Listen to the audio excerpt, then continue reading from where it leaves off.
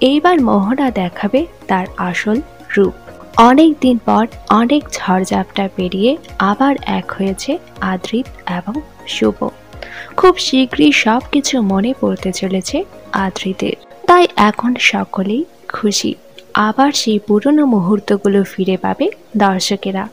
কিন্তু এইবার সেই দর্শকদের জন্য রয়েছে দুঃসংবাদ, কারণ তাদের মনের আশা কিছুতেই পূরণ হবে না। এইবার মোহনা দেখাবে তার আসল রূপ। আগামী দিনগুলোতে দেখানো হবে আদ্রিতকে পাওয়ার জন্য সমস্ত রকম চেষ্টা করবে মোহনা, কিন্তু শেষ পর্যন্ত তার হাতে চলে আসবে অনেক বড়সড় অস্ত্র, কারণ সে জানতে পারবে প্রেগনেন্ট সে, এমনকি আদ্রিতের সন্তানের মা হচ্ছে সে। আর সেটাকেই হাতিয়ার করে সে আস্তে আস্তে ঢুকে পড়বে আদ্রিতের পরিবারে।